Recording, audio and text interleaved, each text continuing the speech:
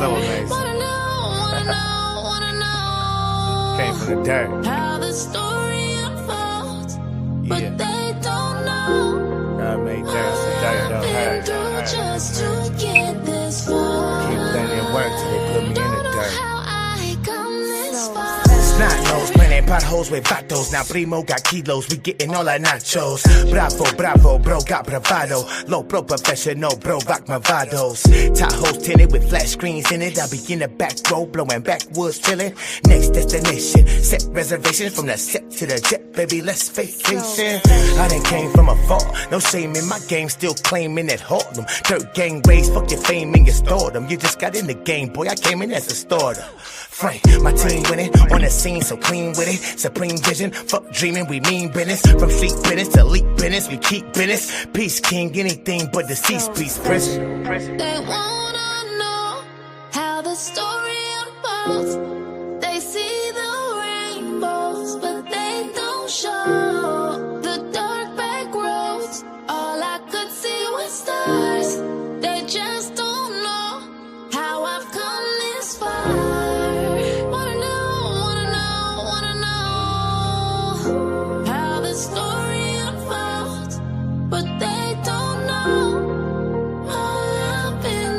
Just to get this far. Don't know how I come this far. The story's untold, so let the story unfold. John Doe on his toes, so his story's unknown. Youngin' on his own, no place to call home. No trace of evidence, so the case went cold. Drake 8 holes to his face and dome. Went the race for the gate, but it take too long. So we stood face to face, waiting patiently calm. I can't let you get away with being a racist in the calm. Man down, stand for something, I stand down. A man now, I understand how y'all plan foul. My hand well, or at least that's how I play it. See, I made it from the streets, my people made it off the slave ships. Amazing, thanks to entertainment. Why we integrated, but still hated and degraded. God's creation is ancient, just a bunch of man-made shit. I'm just being frank shit. Frank shit. They wanna know how the story unfolds. They see the rainbows, but they don't show the dark back roads. All I could see was stars. They just don't know how I've come this far. Wanna know how the story unfolds, but they don't know all I've been through just to get this far. Don't know how I come this far. The first pick in the 2024 WNBA draft, the Indiana Fever select Caitlin Clark, University of Iowa.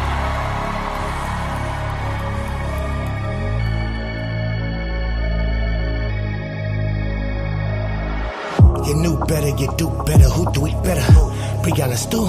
Nah, 2 letters, CC, must see TV. Shoot it from the deep, wake up, go woke, folks sleepy. Beastie, couldn't lock her down in the precinct. Hit the John Cena, yeah, yo, you can't see me. Easy, R.I.P. the GG, let her play with Juju. Out with the old, we the leaders of the new school. I let them all in points and times, still they won't anoint my kind. I know that I'm on point in kind, arrived at the appointed time. Bottom line, don't avoid the grind. Yeah, we in the gym all day, shooting logo threes, hit the rim, no way. See the switch is sweet, stay off them switches, sweets, PG.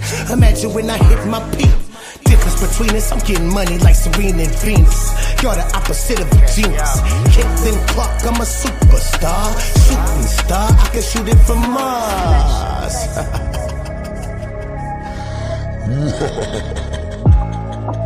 Caitlin Clark. Knock me down, but I get back up. Got a double team the queen, best call for backup. Strong to the rapper, then I back up. Step back, take boo. Get. Top of the morning, afternoon, night, depending on where you at. It's the Pope, baby. I'm bringing them hope, baby. Live stream and hit the like button. Get some water. We got a great show for you today. I got a great show for you today. I said we like as if I got a team of people and shit working. If I got a team of people working. Shout out to Theo 3 and D in the building early. Says one love from Omaha, Nebraska. Shout out. We're going to speak on Nebraska whooping CU ass. And the title says, you'll come here to see, is the CU Buffs contenders or pretenders? Now, if you're new to the channel, I want to make sure y'all can hear me with my headphones and shit in, because I can't hear shit. Matter of fact, let's get this out the way. Let's do this like this. Now, if you're new to the channel and you never heard me get on Deion Sanders, Colorado Buffs, welcome. Now, my predictions for the Colorado Buffs coming into this season probably be mediocre at best, right? Either ass or mediocre, but they won't be top notch, right? Even being in a weaker conference. So last year they was in the Pac-12 conference, Deion Sanders, Colorado Buffs. It was in the Pac-12. They had hell dealing with the Pac-12 because last year the Pac-12 was stacked full of good teams, not only good teams, good coaches, not only good coaches, but good real quarterbacks. NFL first round draft pick in Bo Nix, Caleb Williams, Michael Pitts, all three drafted in the first round, played in the Pac-12 last year, right? And I might be forgetting some other people. But the Pac-12 last year, Colorado Buffs only won one game. They won 3 outside of the conference. They won 1 in the conference. Trash. Now, they moved over to the Big 12. How big is it? Not so big. Let's go over who they beat so far.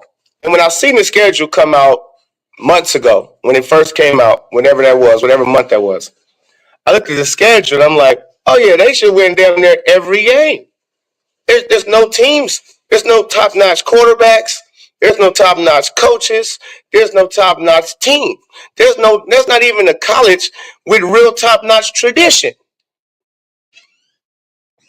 So I'm like, they should be able to skate by very easily.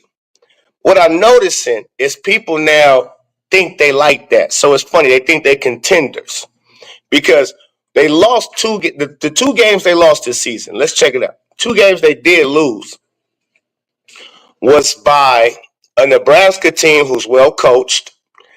They have a lot of top-notch players, but they have a smooth quarterback, and he's a freshman, true freshman. Lil Patrick Mahomes. True freshman, but good coaching. They whooped on Colorado. And they're not even a good team like that. They got good coaching. So they're going to have their struggles with a freshman quarterback. He going to have his freshman mistakes. He going to make this freshman mistakes. So they got smacked by Nebraska.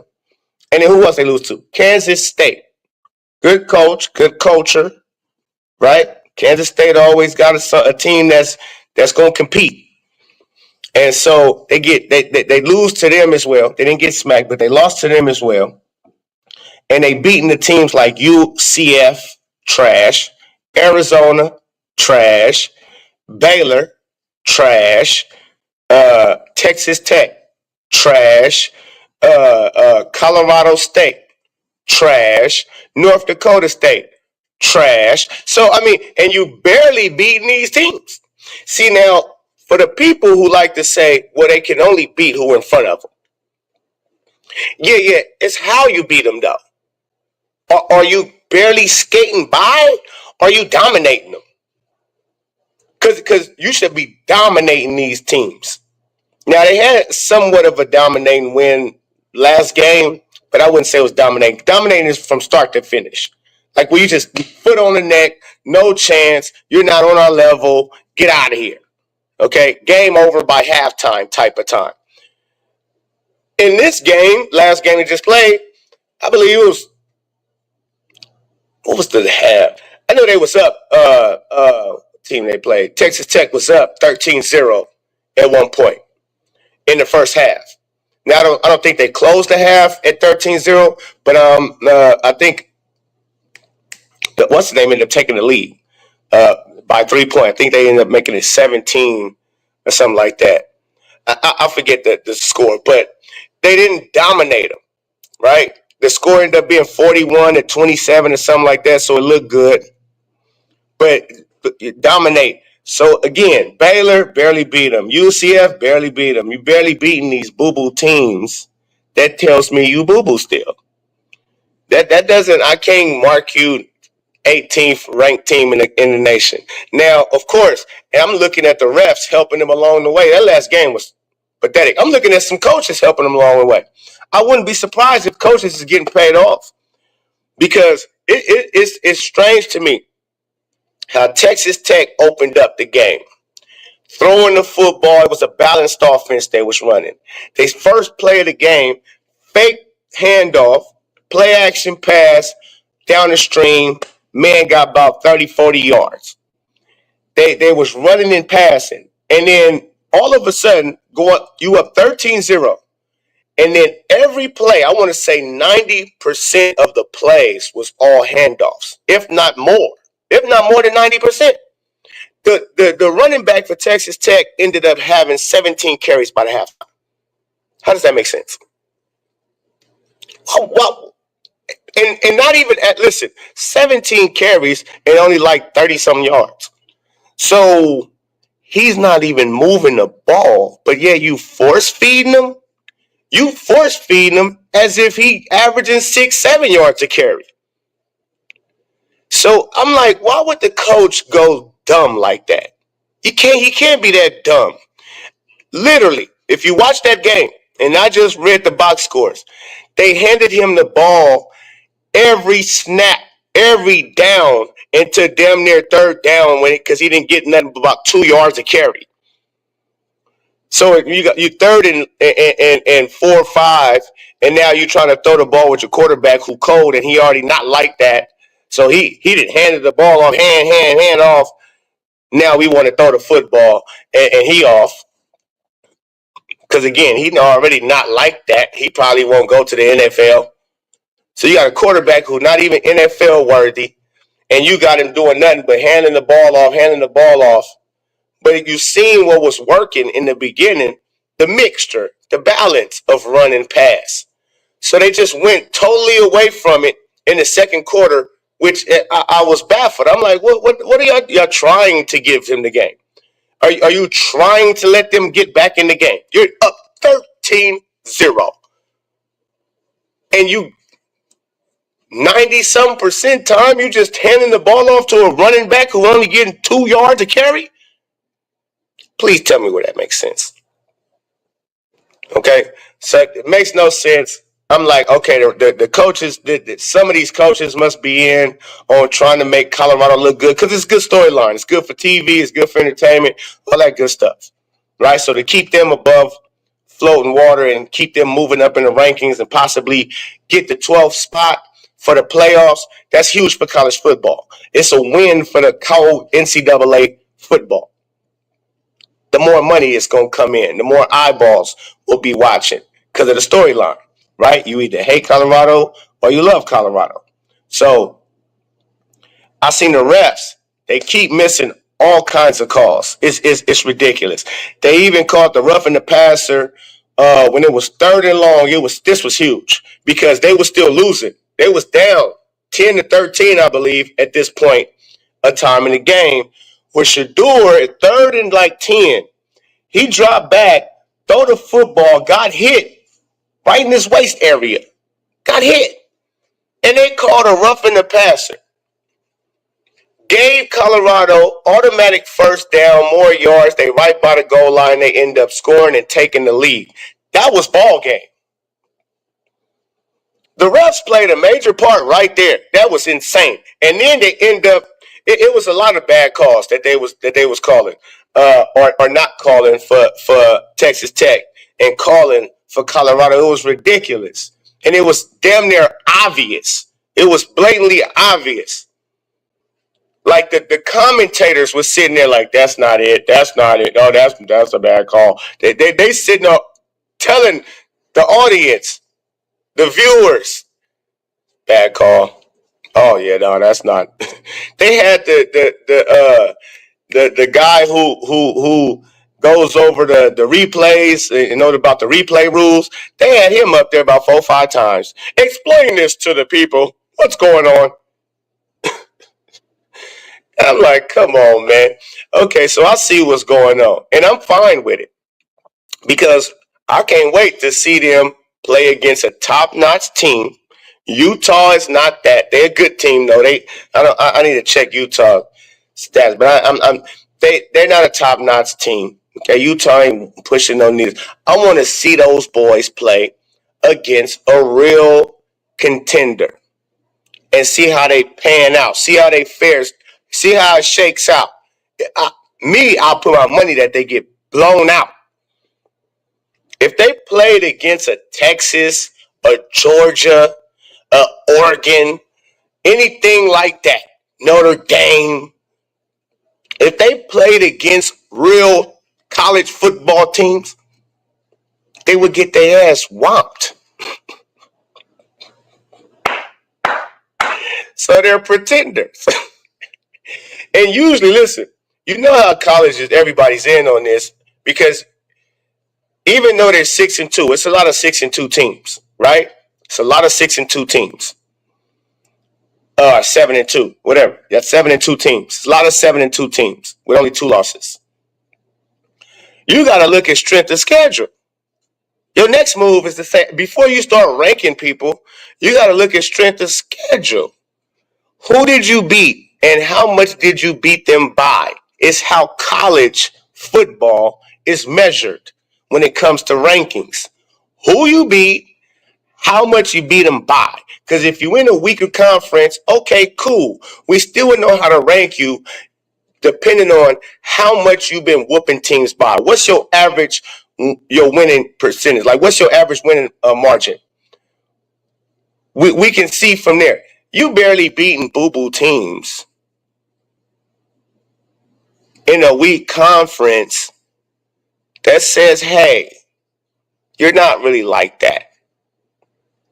So that's usually how college football is measured. This year for Colorado Bluffs, I believe it's different.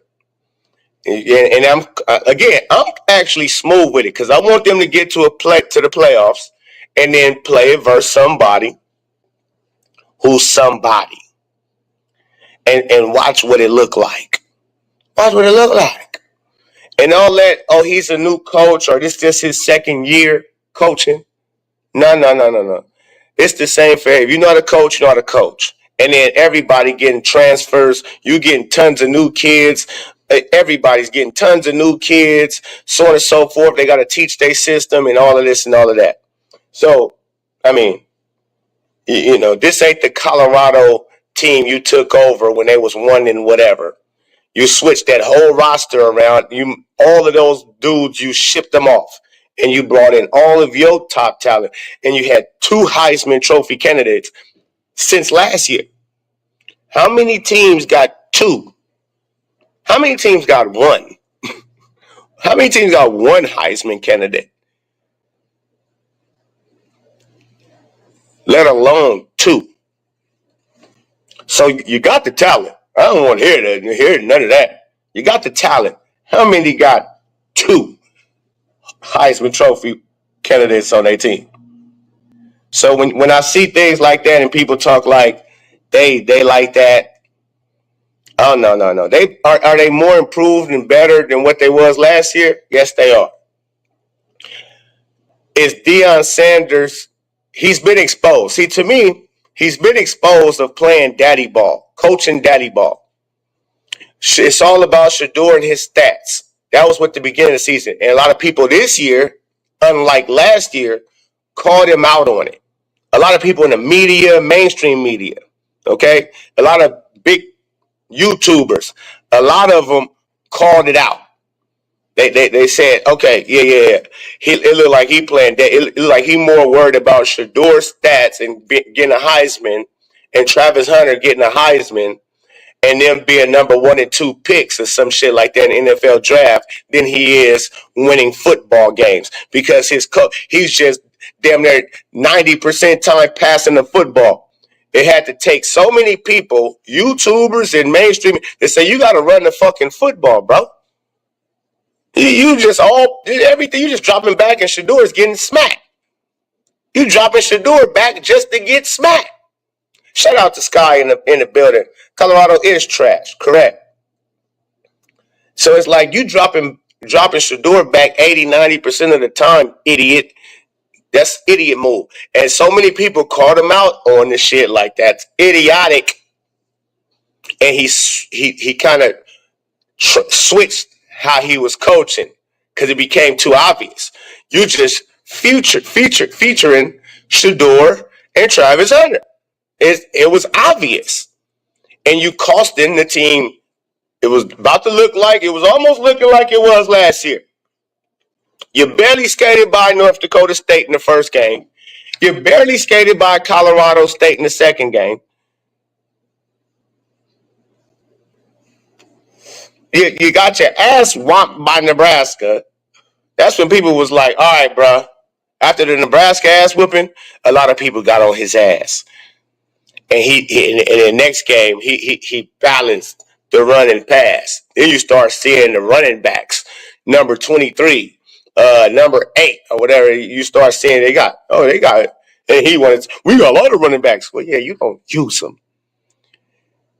Now he's starting to use them, and then again, not playing no damn body. So all you Deion lovers, supporters, you're getting the hype. Go ahead, be hype. It's your time, because, yeah, he was hot garbage last year. One game in the conference play of the Pac-12 that they won, and 4 total.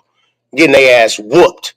They wasn't just losing tough game. They was getting whooped.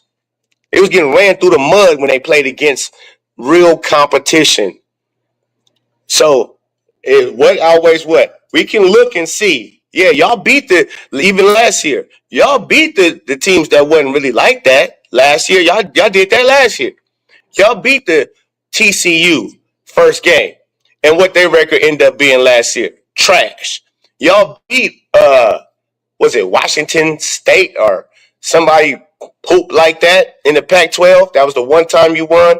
Who else did they beat? Oh yeah, you beat Nebraska last year because they was trash. You beat Colorado State last year. Them was your four W's. And y'all got your ass handed to you by Oregon, USC, Washington, Arizona State, like damn near everybody is getting your asses whooped. Even Stanford came back from 27, 28 points down in the first half to 0, came back and whooped y'all ass. Boy, the wide receiver ended up having a record-breaking second half, 200 and something odd yards in a second half. So, again, we shall see. But I expect them to beat mediocre to boo-boo teams. And especially when you got the refs in the back pocket. Especially when you got the refs in the back pocket. So, yes, Colorado was still the Colorado Bluffs, because they bluffing. They bluffing. And I can't wait to put a whole lot of money on when they play somebody good, because a lot of y'all going to be fooled and think when they come across somebody who like that they going to have a chance. And that's when I'm going to bet a nigga $1,000 or something, because just I can't. So, yeah, I hope somebody jump out the window ready to bet a good amount of dollars, because I'm ready to put it on that they definitely will lose. You understand me? Now, on to the next topic, man, which means a lot to me because I ain't been speaking on LaMelo Ball in quite some time. We're going to change over to sports, NFL to the NBA. We got to talk LaMelo Ball and the Charlotte Hornets, especially LaMelo Ball, because he been going crazy. He been going crazy. I know it's the first month or something like that of the season, but boy, the boy averaging over 30 points a night. And this is no shock to me. I'm just, God wills it. He sustains the healthy. That's it. His game always been off the chain to me. One of the best, if not the best in the league.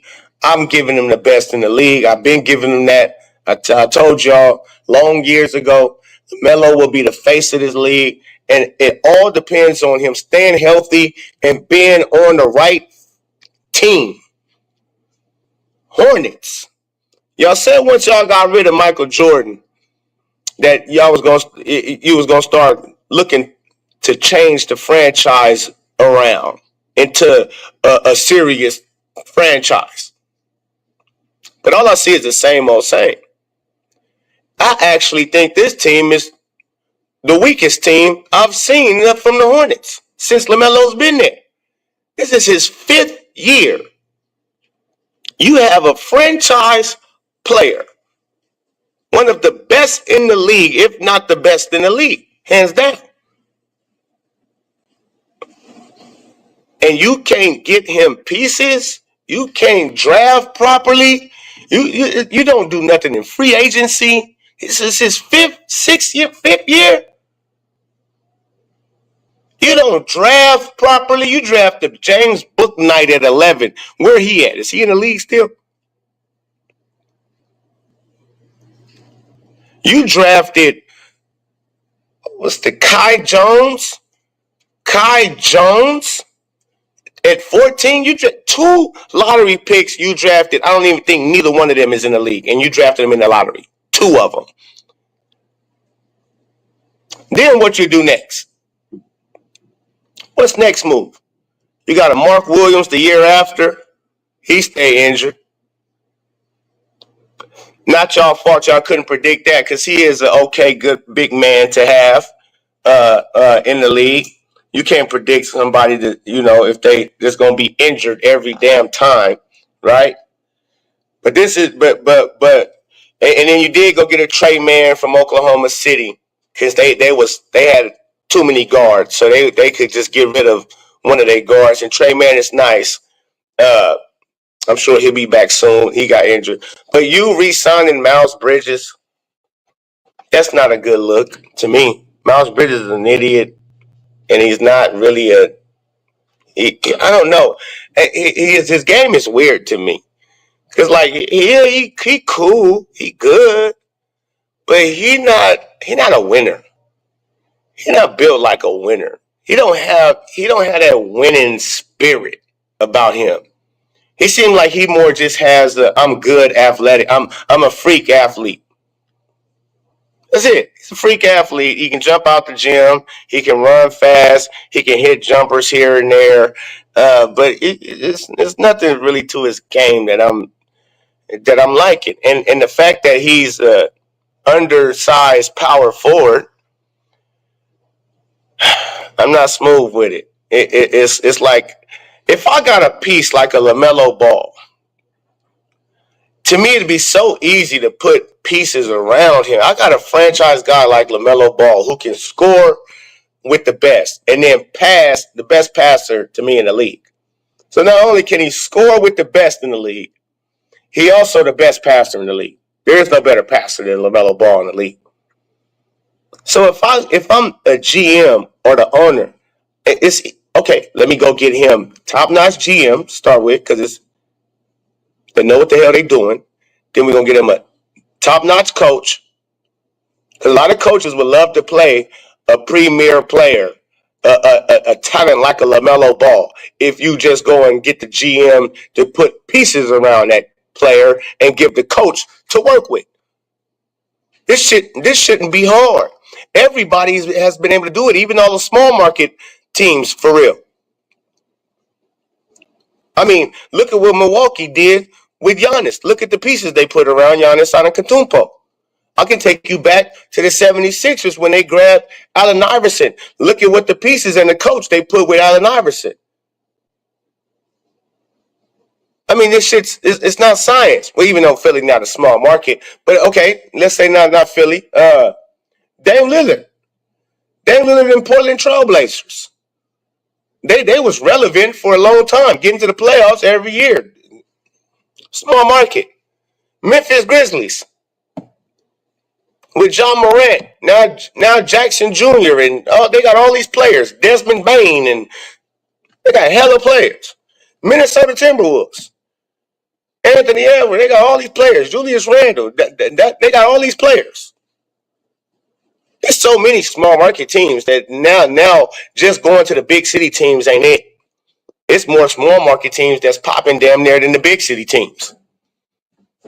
So if you get the player, that's really all that matters. If you get the player, because a lot of the NBA players, they don't live in the off season where they actually play for. They usually live where they from. That's where they stand during their off season, which they get like 4 or 5 months off season. So half the year they're at where they're from, and then when they're in the season, they're traveling half of that time, 6 months that they plan in the season. So they're not really tripping on where they living, and you playing indoors everywhere you go. It's not football.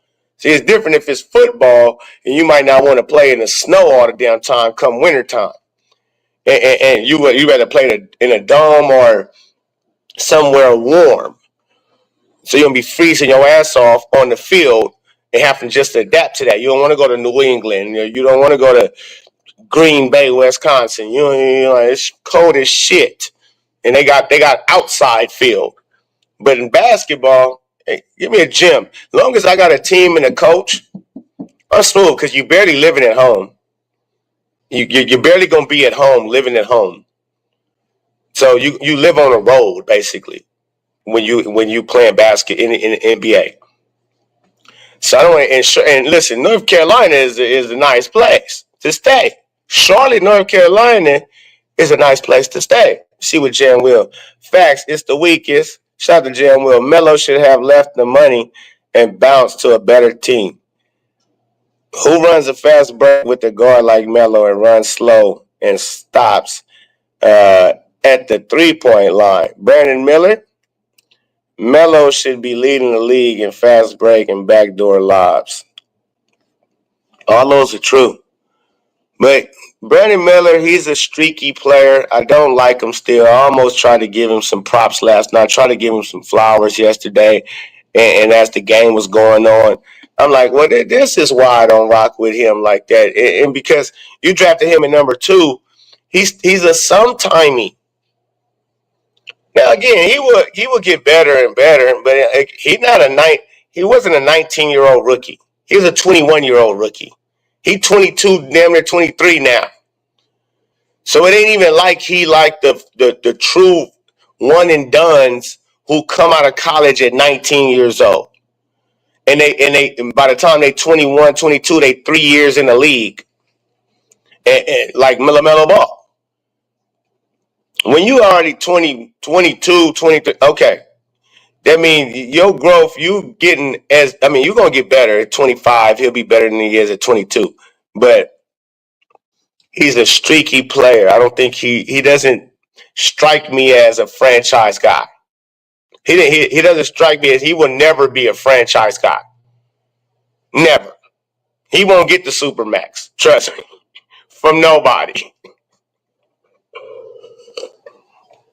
So he's a cool piece to have on your team.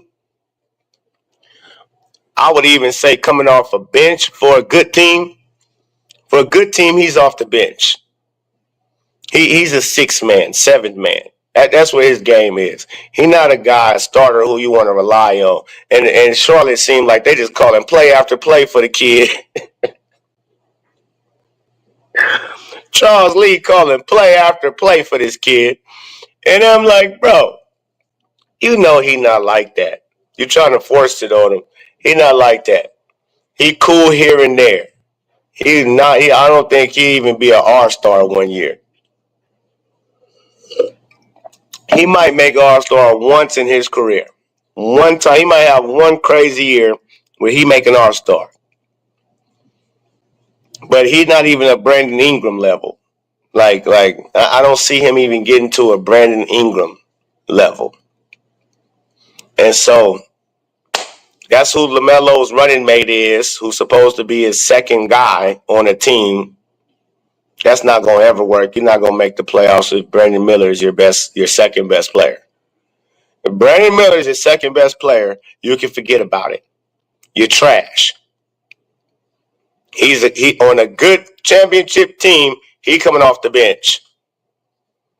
If you put him on the Denver Nuggets, who he starting over? Let's say the championship Denver Nuggets, not this Denver Nuggets. Championship Denver Nuggets when Caldwell Pope was on the team at the 2. Michael Porter Jr. at the 3. You think Brandon Miller starting over either one? You think he would start over Michael Porter Jr. or Caldwell Pope? Hell no. He'd come off the bench. Okay? Championship type team. Okay? What about, we can even go to the Lakers if you want to. He coming off the bench. Okay? He coming off the bench on the boo-boo Lakers. I'm just being frank with you. I mean, he's not like that. He's off the bench for a lot of good teams. Yeah, are you starting him over Chris Middleton for the Milwaukee Bucks? You start him over Chris Middleton? Hell no. At the small forward? No. Melo, you need to go demand a trade, folks. ASAP. It's time. This team is bad, and they bring you down because a lot of people don't even know that you're doing what you're doing because you're losing. A lot of people don't even know you out here averaging 30. You like number 3 in the league in scoring, plus maybe 4 or 5 in the league in assists. They don't even know this. It's going unnoticed. It's going unnoticed, Melo. And that's bad. How you can't be the face of the league on a losing ass team. And they're never going to get you. So it wasn't Michael Jordan. A lot of people say, oh, it's Michael Jordan. Oh, they got rid of Michael Jordan. Now they're going to, no, they're trash. They don't know what they're doing still. They don't know what they're doing. You're going to get Grant Williams and all these bums. These is bums, man. At the end of the day, these are cool players or good role players on good teams. But you got them trying to play a role that they're not accustomed to having to handle that type of a role. I need to actually score. You actually need me to score 10 points every game? Like, I can get 10 here and there for my other team. See, when Grant Williams was on Boston, whatever he gave you was cake. Because you had Tatum, you had Brown, you got all these players over there on Boston. So whatever Grant Williams came in and gave you offensively, it was cake. So he can give you 5 points. It didn't matter. He can give you 10, 15 points. It wouldn't matter. But here, for the Hornets, you're asking him to have to give you at least 10 to 15 every game. It's not happening.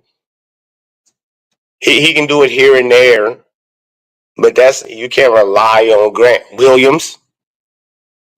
You can't rely on Trey Mann to give you consistent buckets every game. He's not Lou Williams. He's not just 6-man like Lou Williams and Jamal Crawford. That's not what he good though. I like Trey Mann.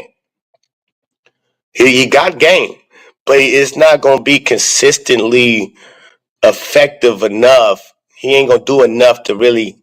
I don't know. Brandon Miller not neither. Miles Bridges not neither. And I'm talking about this is when they all healthy. Let's say healthy. Miles Bridges not going to consistently give you good game. See what LaMelo's doing?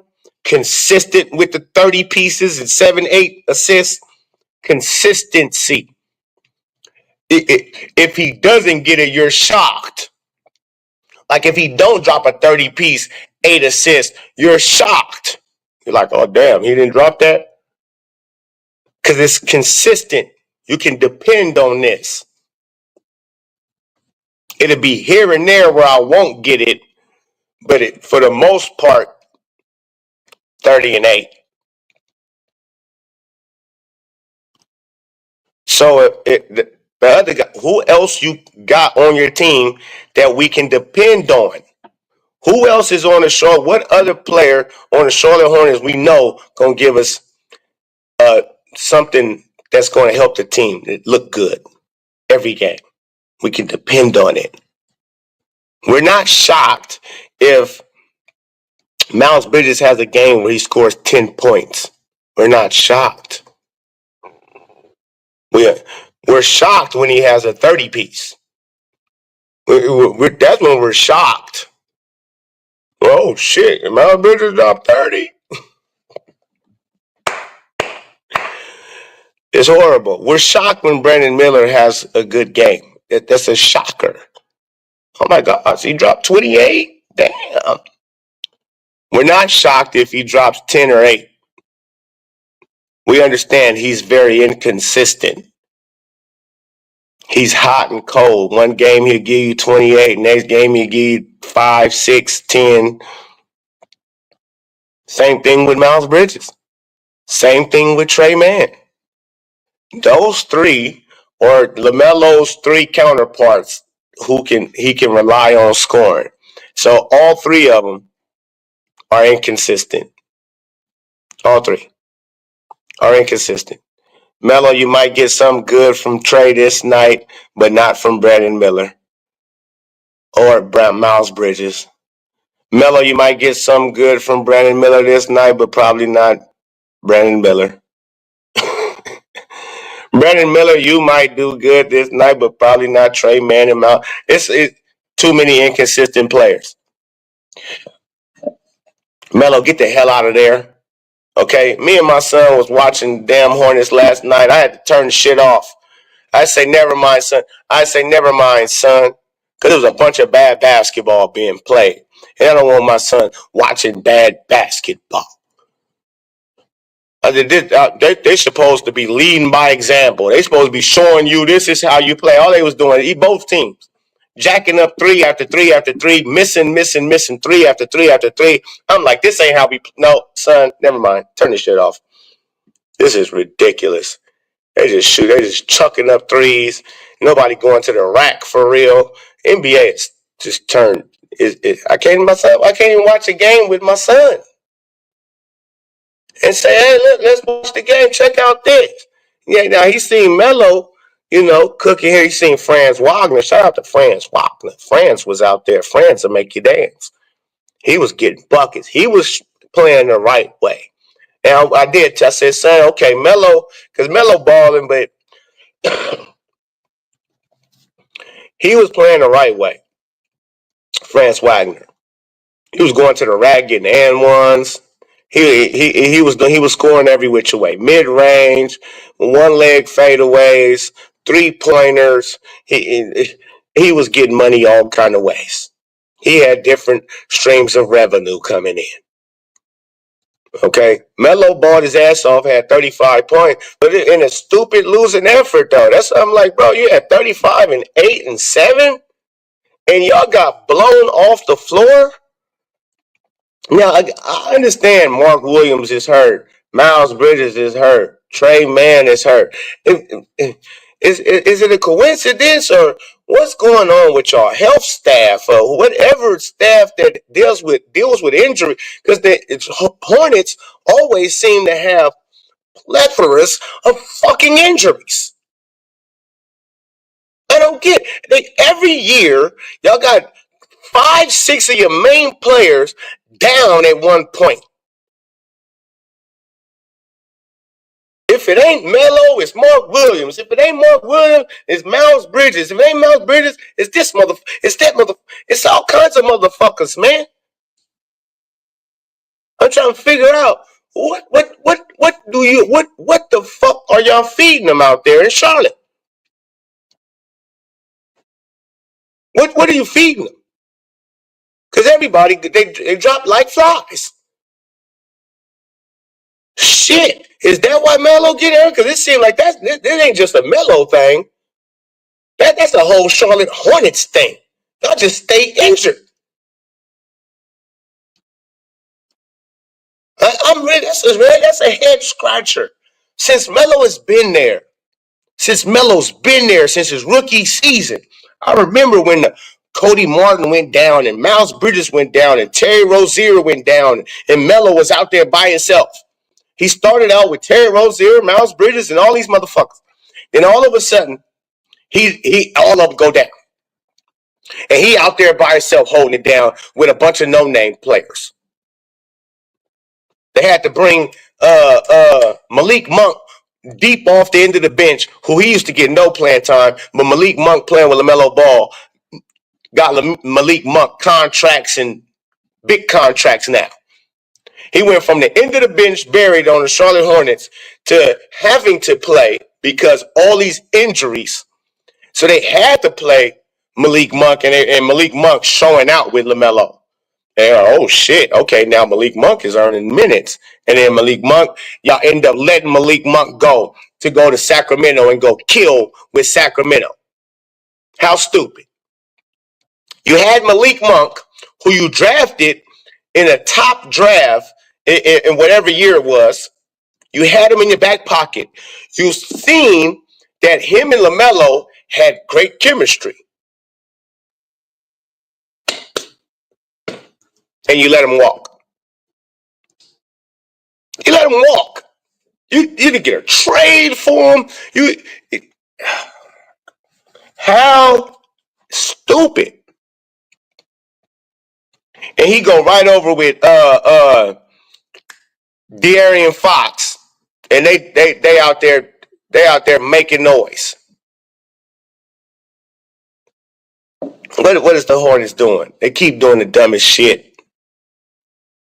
Terry Rozier had him for years. It don't fit. You could have been got rid of him for somebody else. But again, LaMelo, I don't know what's going on, bro. You gotta get to the Clippers. You gotta get to the Clippers. You gotta get to LA, baby. Go get back to LA, baby. Okay, Lakers, sport. You need to demand some shit. Stand up. This ain't it. And how long are you gonna stay here till you realize, you know what, y'all suck. Y'all suck ass. Everybody in this motherfucker. It ain't just Jordan. Jordan didn't do this shit. Y'all did this shit. Y'all keep giving me all these bums, and all these bums keep getting injured. First game of the season this year, Brandon Miller go out for like 3-4 games. When he returned, Miles Bridges go out. Nick Richards go out. For real. What's the deal in Charlotte?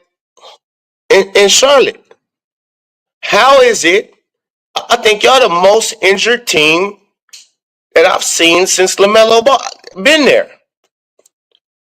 Y'all got the most injuries. Y'all might as well. Y'all got a whole G League team damn near coming up to play because you damn near whole roster hurt. And yet, how y'all still got Cody Martin? Why? Why?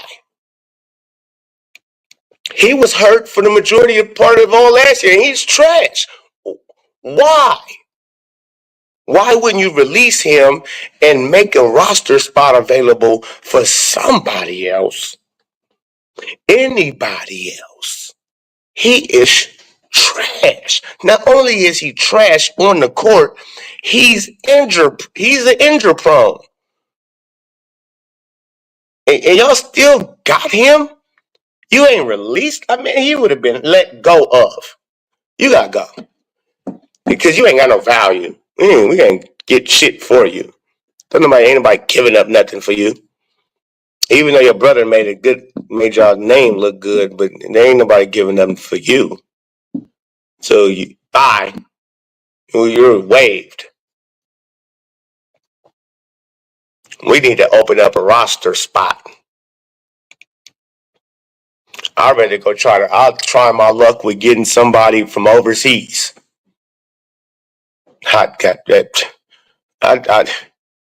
We've tried you enough. You're trash. Man, I don't get it, Jam Will. I don't get it. How is everybody hurt over there? Who are the Hornets doctors? Who are the masseuses? Who are these people? Who are the nutritionists? What are y'all feeding them? What is the weather? What is going on? What's he like? I'm just trying to say, is it something? What is going on? Shit. I'm out of coffee. Time to get some new coffee.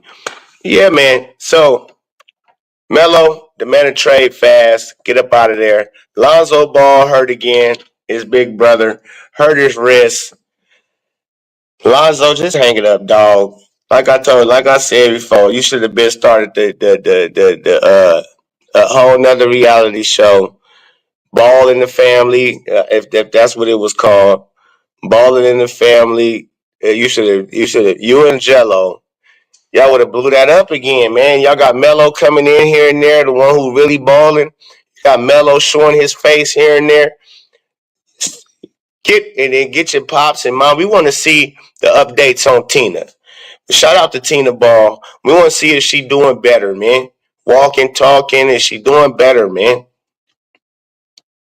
So Lonzo, basketball is over. Get back to rapping. What happened to you rap? You was rapping when you was playing basketball in the beginning of your career. And then your basketball career ended a few years and you didn't do no more rapping. Do you got to be playing basketball to get your raps up? I don't get it. I don't get it, bro. I thought you was a rapper, bro. I thought that's like was your passion. You wanted to do album. You just had 2-3 years off. 2-3 years off, no basketball, and I don't hear no rap songs. What is you doing? You're not is the basketball. Unfortunately, sir, you've made listen, and not unfortunately, basketball has made you rich, sir. Basketball has made you a very rich man. So that it has not been unfortunate. It's been unfortunate that you can't continue to play something that you love to play. But I mean, we a lot of us can't do a lot of things that we love to do sometimes because of whatever circumstances, situations. It's understandable. But we don't cry about it. We go, okay, I'm blessed to do a whole lot of things. So it's not just basketball I'm blessed to do. I'm able to take basketball. I made riches from playing basketball. Look, my pops, he be pushing the BBB brand and he be hustling all over trying to do whatever for whatever reason. This nigga sell hot sauce tires. He sell you tissue. I got water. I got tissue. I got eye drops, BBB eye drops. I say everything under the sun. BBB cologne, perfume. You understand me? BBB lighters.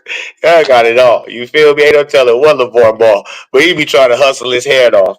And I think it would have done justice to the family if you just brought back Ball in the Family. You and Jello ain't doing nothing as far as sports no more. So y'all could have got the Ball in the Family, shine light on the BBB, on all of the hustling your pops is doing to try to promote that. You guys is fathers now, you're family men type of men. A lot of people would have liked to see that because they watch y'all grow from boys to men. So y'all to not do that show no more is insane. You should do the show. I would be entertained. Y'all was very entertaining family. Then you got the uncles and you got the grandmas, the grandpas. You feel me? Y'all got it all. So what? Let's ball. Bring back the Ball in the Family. Y'all basketball careers is finito. And I don't say that to be funny. It's LaMelo and that's it when it comes to basketball. Which that shit. Listen. 1 out of 3 brothers making it to the league is fucking. I mean, both of y'all made it to the league too. All 3 of y'all made it to the league. So,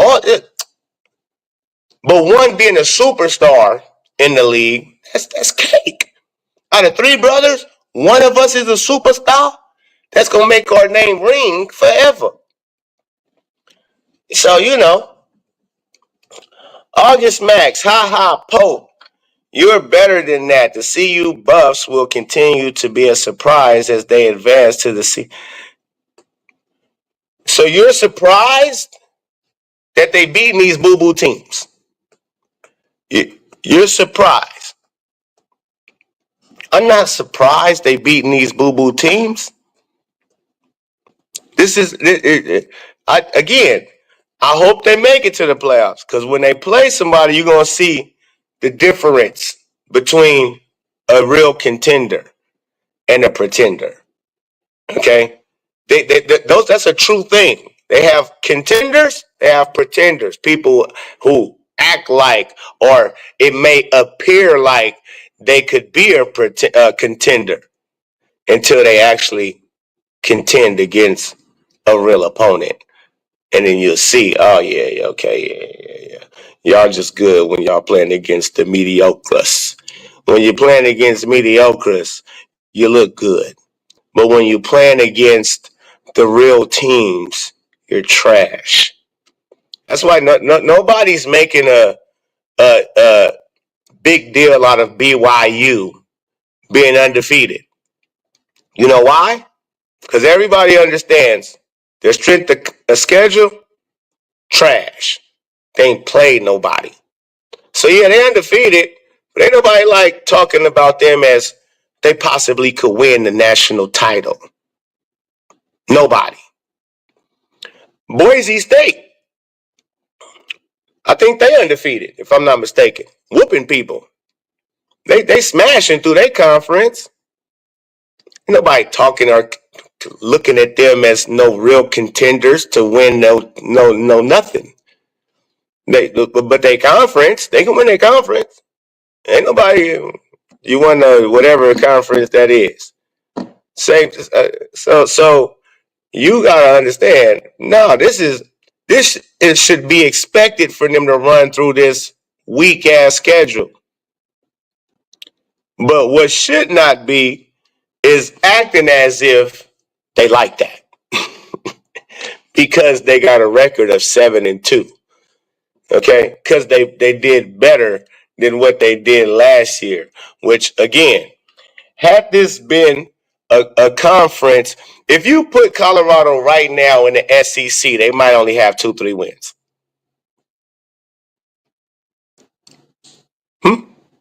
And can't nobody even dispute. If you put Colorado Bluffs in the SEC right now, they might only get 2-3 wins. They're not beating nobody.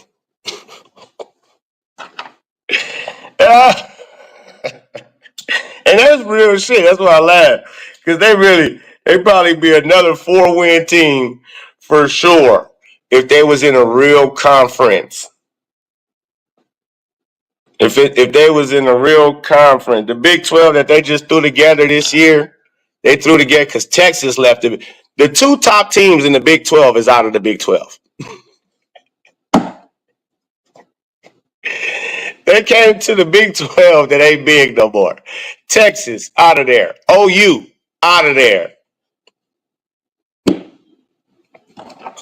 And them 2 teams, the Big 12 has never been a strong conference.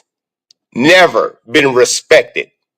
It has been only Texas and OU and sometimes OSU. Sometimes. A lot of times they trash. Sometimes they will have a good team. Okay? So OSU, Texas, and OU. Am I leaving out somebody else? Who else is usually good in the Big 12? I'm talking about nationally ranked good. I'm not talking about a Baylor who's sometimes good too, or OSU sometimes, no. I'm talking about who usually the majority of the time, Texas is a damn good football team. The majority of the time, Oklahoma University is a damn good football team. Year in, year out. Lose players, they get players. Lose good coach, they get good coaches. They're usually always going to be a top tier, except for this year for OU. OU's trash this year. But like I say, the majority of the time, OU is whooping ass. And so that them with the 2 top teams in the Big 12. They out of the Big 12. The Big 12 is full of bums now. I can't believe they got rid of the Pac-12. That was insane. I don't even understand that. I'm really confused by it. The Pac-12 was so lit. You got UCLA, USC, Oregon, Oregon State, Arizona, Arizona State, Washington, Washington State, Colorado, Utah. You threw in the mix. I don't understand why they got rid of the Pac-12. That just, to me, don't make no sense. Just to make the Big 12 even stupider, weaker. I'm there. I wouldn't be shocked if they did that for Deion. I wouldn't listen. Yeah. We're just gonna get rid of the whole Pac-12, and then we'll move around the Big 12, and you guys will be able to. You guys should be able to get far. We'll make your path a little bit easier, Deion. Because leaving the Big 12 as is and leaving your team in that Big 12, you'd never look like nothing. You will. It'd be all bad. It'd be all bad if you got to play USC every year, Oregon every year. It'd be all bad, folks. Washington, who got a new good head coach, it'd be bad for you. You're not gonna fare well. Stanford, they usually have a good team. They had a poop team last year, but they still lost to Stanford. And again, that's just tough for you to deal with. See, because even a Stanford, who not at their best, like they have been in years past, you couldn't even beat them. And you was up on them 28 zip, and they trash. So, yeah, they said it'd be smart for us to move the whole Pac-12 out of there and lighten your path in the Big 12. They put Texas and OU and SEC. What kind of shit is that? They don't belong in the SEC, folks. Texas, maybe. Yeah, OU too. Yeah, they good. Yeah. They historically good. Year late, I have already made that on the buff season. You already made what? The 1K? I'm betting 1K one game. What you talking about? Oh, you talking about the bet? I can't wait. You come back. No, I don't know you. But I'm talking about somebody I know. I wouldn't bet you no way. Right. I wouldn't bet with the person that I know off the internet. That's crazy. It's crazy work. I want to bet somebody who I know. That I know gonna give me my bread. I got my bread. But they high on the CU buffs. They high on the CU buffs. Who's the top 8? Let me look it up. Who are the top 8 teams? I mean the top 12 teams right now. Let's see. Let's look it up. Let's go.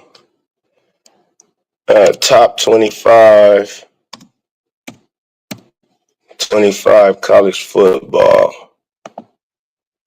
Let's check it out. Let's look at the rankings here.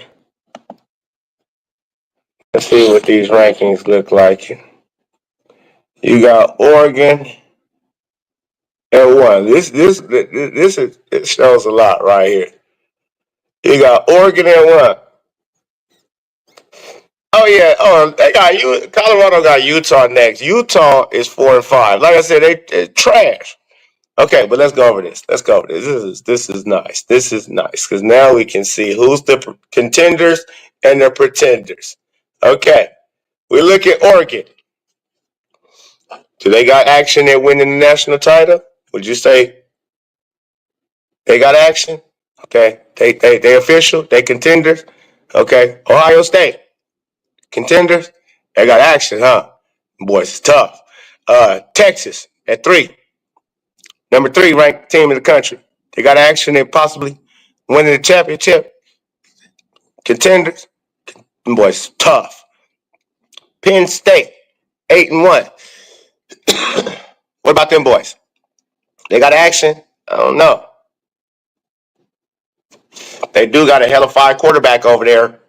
So they could be contenders. All right. Indiana, 10 and 0. That's a good one right here at 5. Are they contenders or pretenders? Indiana. Indiana ain't never been good for real. But they whooping teams. See, they not just barely beating teams that's not that good. They beating the shit out of teams.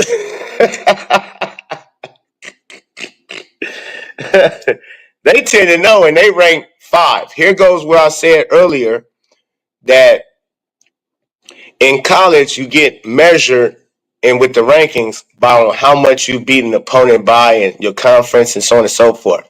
See, because Indiana got more wins than everybody except for Oregon. They're the only ones that's really played 10 games. Oregon and Indiana are the only ones that played 10 games so far.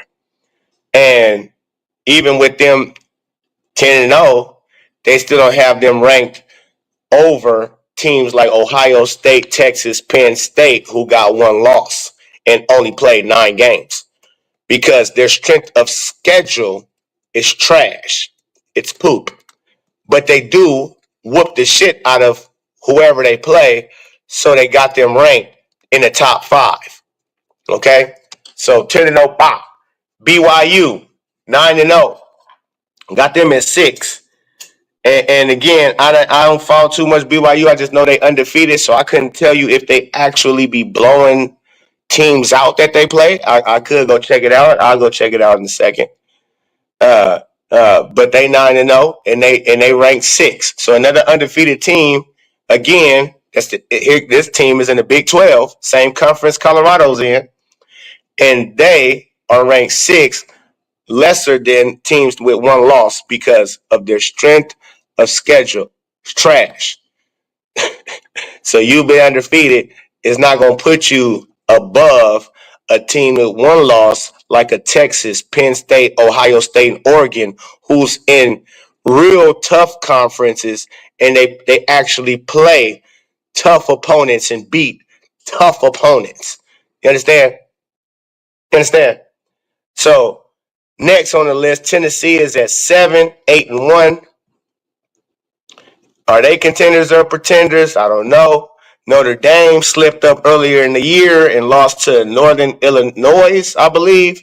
And so they 8-1 and they at 8, but they've been whooping ass ever since that game. I mean, they've been whooping ass. That's my team, Notre Dame. Yeah, just for people who don't know. That's my squad. ND. Notre Dame is the squad. Okay. Are they contenders or pretenders? I got them as contenders. The U, Miami. That quarterback, Cam Ward, and them, could they possibly sneak up and win the national title? I believe they are contenders as well. Alabama is Alabama at 7-2, even though Nick Saban's not around. Alabama is tough every year. So I'm contenders. Okay, Ole Miss 8-2. See, here now we falling into the SEC where shit gets rough. This is where the conference of all conferences, except for last year, because Pac-12 was the toughest conference last year. And that's where Colorado only won one game in. Yeah. Okay. But SEC, Alabama, 2 losses. Ole Miss, 2 losses. Georgia, 2 losses. You know why they got 2 losses? Because they got to play each other. They got to play tough. It's rough and tough in the SEC. So it ain't no cakewalks. So you got Alabama ranked 10, right? They ranked 10, 7-2. Ole Miss 8-2. See, now these is real contenders that's with 2 losses, because these teams could still possibly win a national title. Even with them 2 losses, they can make noise. You ain't gonna want to see them in the playoffs. Just know that. You're not gonna want to see them. 12 is Georgia with 2 losses. Okay, so Boise State is 13 with 1 loss. Okay, so yeah, they not undefeated. They got 1 L, but they 13 with 1 loss. And again, they play. I think they schedule probably be stronger than Colorado's. I had to check that out. SMU then came from out the grave and they 8-1, ranked 14. Texas A&M, they're the SEC team, 7-2. Kansas State, 7-2. That's who Colorado lost to, of course. But again, they not playing nobody, and they 7-2. They ranking 16. Colorado ranked 17 and 7-2. Washington State, 8-1. 8-1. They're at 18. I don't know. I gotta check their strength of schedule too, because I'm sure they probably playing a tougher schedule than Colorado. Why would they be behind Colorado? See, they go to bullshit right there. Now on some polls, I'm on the ESPN. Some polls they might have Washington State in front of Colorado, because I seen somewhere where Colorado was ranked 18. Louisville at 19, 6-3. Clemson 7-2, they at 20. South Carolina 6-3, 21. LSU, they go to SEC for you again. Missouri 7-2. Army 9-0 on their ass, ranked 24, and Tulane at 25, 8-2.